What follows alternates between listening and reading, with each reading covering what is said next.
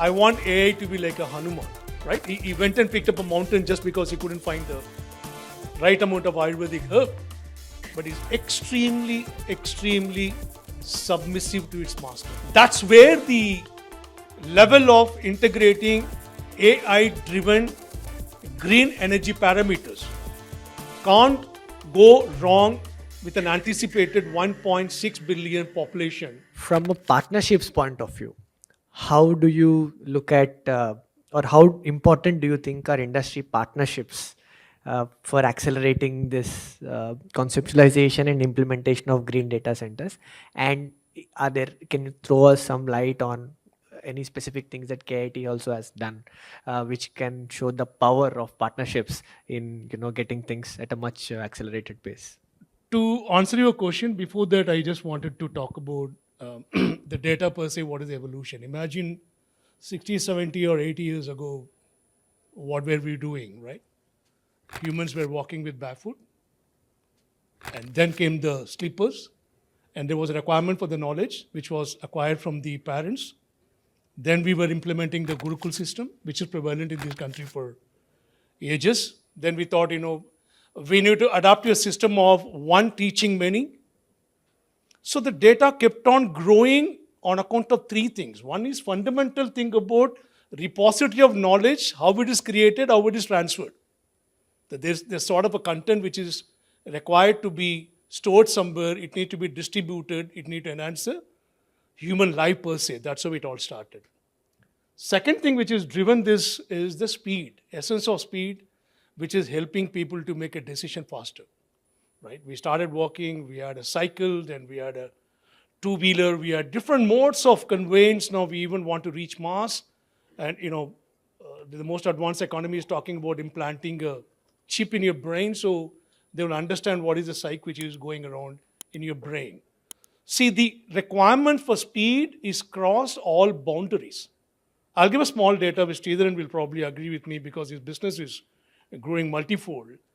The amount of data explosion which has happened in the past 3 years, nobody can take a guess how it was 2 decades ago.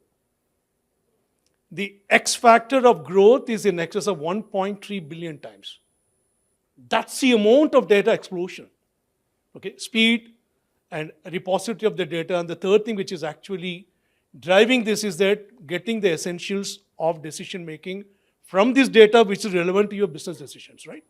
Partners like us, who are the system integrators, while there is a predictability of data points are available that how the future looks like, I can take a reference of the growth of data center per se in the past 3 decades and how it got completely evolved. So the evolution at the speed at which it all grew may not be relevant for the future. In a sense, like the kind of footstep which we need to take, as Stephen was mentioning, right? ESG quotient was never heard before. And ESG is becoming a very prominent quotient. And ESG becoming the main factor for enterprise success. And it also gives you kind of a governance framework for many. Therefore, operators like us will continue to invest more and more in automation, in tools. Why? Because you can build a green data center.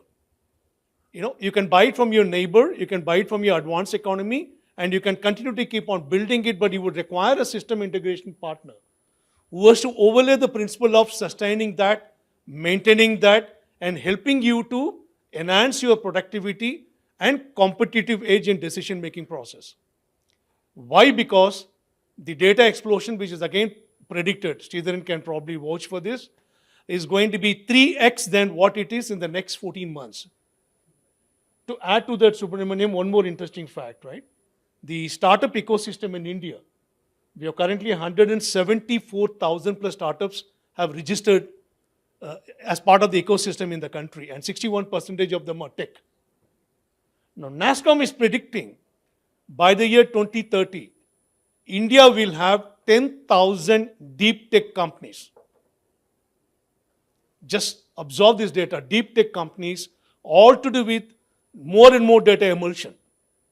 So which is going to drive this market quite crazily. So I foresee the dependency on external factor to come and teach us how to run your data center, be it green or the other, will go away, and you'll find Indian brain, Indian technology, Indian standards by the year 2047 will probably start teaching the world.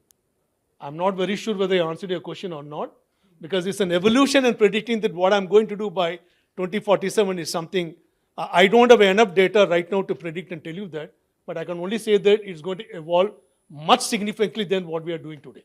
I would now turn to Mr. Ravi. Uh, we would also like to hear from you, from Karvi's perspective.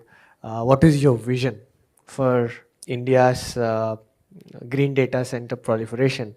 And are there any key suggestions that you have from a primarily policy front that can be incorporated to, make it more seamless? If you look at the top 11 priorities, what the government of India has prioritized, why I'm giving this background, so the information is the basis on which our vision is actually being drawn. Our issues currently are basics. Talk about healthcare, talk about education, talk about roads, infrastructure, trains, buses, commuting, you name them. So our issues are fundamentally basic. But we have one advantage, we are the last entrant in terms of building a mass scale, usable, deployable infrastructure for this country. Therefore, we also have the advantage of combining wisdom, which is coming from people like Amazon and many other players in the market, those who are almost dominating about 95 to 96% of the data center universe is divided among 4 or 5 key operators in the globe. That's a big learning. And we have some sort of a use cases available for us all around us, right? Being a last entrant in terms of visualizing something and building for the nation, therefore our vision is absolutely aligned with the national policy. To begin with, it got to be indigenous, easily deployable, green energy, sustainability. All this requires 2 fundamental things. Skills, which is going to be the biggest shortage in this country. While we propel the usage of artificial intelligence, for me, artificial intelligence standalone means nothing. The next stage of deployment, artificial intelligence, comes into ML. That's where an intelligence can be mismanaged. Pankaj can probably vouch for this. Intelligence which is created, he was quoting an example of a man getting killed on the shop floor by a robotic where the intelligence was loaded into it, correct? We call it artificial because it was 1-1 and it was fed by many to 1, right? And we expect the next stage of evolution to happen through machine learning. It's like a kid learning everything from a mother. When it steps out, it starts interacting with his classmates and street children, and suddenly one fine day morning, he comes home and he starts using some abusive, typical Delhi slang. And the mother is surprised that where did he learn this from? And that's what the danger which lies ahead with artificial intelligence. When we deploy that to the next level of machine learning, the autonomous factor is something the world need to be aware of. I mean, I want to borrow a conundrum from a colleague of mine who spoke about this. This is, what do you foresee the power of artificial intelligence in eliminating all the human wastage, enhancing the human life standard, decision-making process and everything. This gentleman quoted, I want AI to be like a Hanuman. The superpower. Unimaginable proportion of power he has got. He can do anything. Right? He went and picked up a mountain just because he couldn't find the right amount of Ayurvedic herb. But he's extremely, extremely submissive to its master. Correct? So that's where the level of integrating AI-driven green energy parameters can't go wrong with an anticipated 1.6 billion population by the year 2050 for this country. In my opinion, the basics will get attended first. Therefore, our vision is aligned with that of strengthening, building the nation through green energy propelling, supporting the data center infrastructure through right amount of skilling. So you'll be investing that. I mean, skill is the first shortage, which I spoke about. And the second shortage, is creating something which is very indigenous for the country. Okay? Not very many initiatives are available at this point in time. And again, I want to borrow a conundrum. Most of our adaptation is like a housewife. I'm sure that the hunger prank can hold on for some time. The most of us are like housewife, nothing derogatory about this. If my spouse sees there is a 1045 Electrolux washing machine is working better in the neighbor's house, all she does is that she goes out for shopping, she buys a 1045 T added to that, comes and proudly shares that you have a 1045 at your home, but I'm using 1045 T, which is slightly better than yours.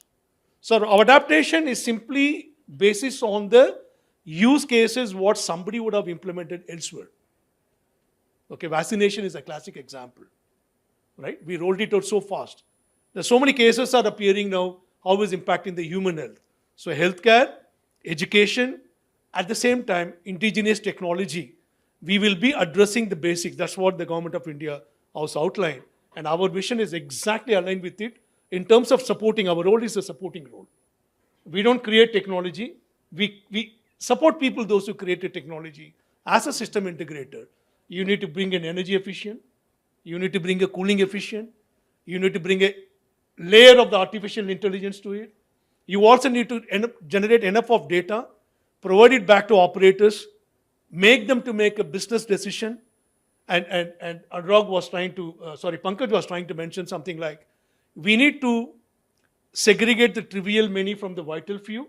So the mundane thing is eliminated, only the thing which will be core to the business. So therefore, our role becomes all the more important because 10 different technology, when it gets integrated in forming a green technology rollout, you require somebody to have the skill, knowledge repository, helping you to roll it out and ensuring that your core of the business runs sustainably.